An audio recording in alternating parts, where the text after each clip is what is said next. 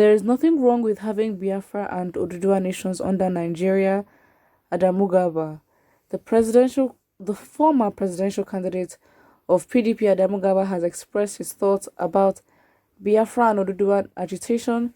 Truth be told, no one can deny the fact that this is a delicate issue and must be handled sensitively. In an interview with Roots Television, Mr. Gaba made his point clear that Nigeria will not break up because of these agitators. When he asked his opinion about Oduduwa, when he was asked his opinion about Oduduwa, he commended Sunday Igboho for his pragmatic approach to an extent, but also blamed him because of the recent developments and methods they are adopting in their cause. Let's make this clear: Nigeria as a sovereign entity can never break and can never fall under pressure as well. So saying that they can leave is a typical lie, because that can happen. But every still falls back to devolution. Oduduwa can have their own in Nigeria, likewise Biafra and Arawa respectively. Therefore, it's good if they still exist under a reconfigured Nigeria, but for their exit, count that out, because that is not happening. But why is it not happening? I think that is a question. You're just saying no. It's a no because it's a no. It's like you don't justify your point like that. You can't just say the sky is blue because the sky is blue. Like, you know what I mean? Like, if you want to try and make or develop your point, you don't just say, because then we don't take you seriously, you know? Because the real question is, why are you so passionate about this entity called Nigeria, and why are you so much about its sovereign power? And like, why are they paying you? It gets to a point where you have to start asking these questions. Someone says Adamu Gaba is a political figure in Nigeria. For who and who? Okay, if that's what the article thinks. Yeah, and we've obviously we know his opinion on the issue of succession. That's just what it is. Someone here says, you can imagine what this thinking car is talking about, and who are you to determine how our future would look like? Idiot. Someone here says, breakaway or separation is the best and ultimate option because there is a great hatred and cheating on Nigeria. Some vital positions and posts are occupied by Northerners, precisely Fulanis. In terms of offices, Northerners occupy all the higher posts of seaports and airports like customs and manning of gates.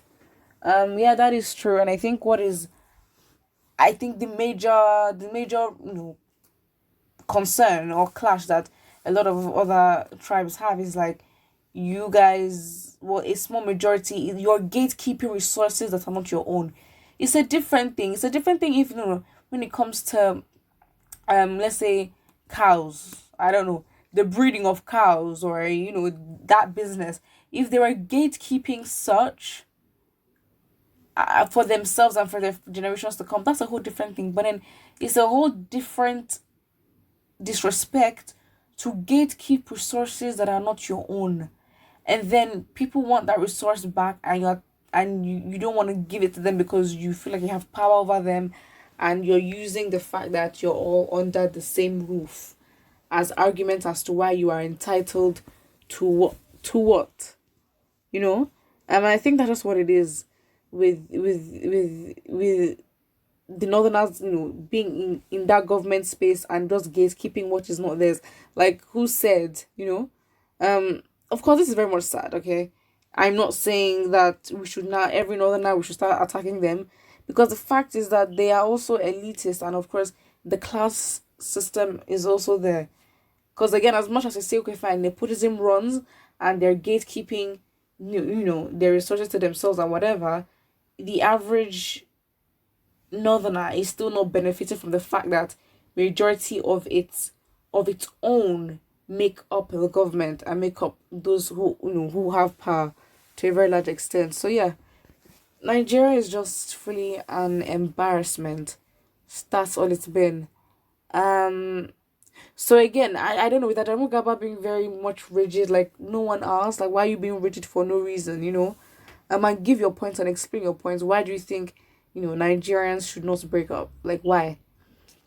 And it's like you can't just say because I said so, because that's the kind of that's his backing for his point. You'd ask, okay, why do you think that? Oh, because I think that. Like, you don't like that. There's literally no point. You might as well just not even say your opinion or your view in the first place. Someone says the only reason to still keep Nigeria's name is because of the oil in Biafran land. Okay, that again proves my point. This has to do with gatekeeping resources that inherently are not, the northerners. Um, Comprehensive illiteracy is the worst global sickness and any human being can experience. Sorry, Aquia Adamugaba. Your name just sounds like Adamu. Hmm? Someone says, that is all Igbos are Biafrans in Nigeria and Yorubas, no. And Yorubas Oduduwa, no problem. Well, yes, problem, because you can't assume, okay, fine, every Igbo person is part of ESN or IPOB. Like, you can't say that, yes, that's what that's their real name, that's what they represent and all that.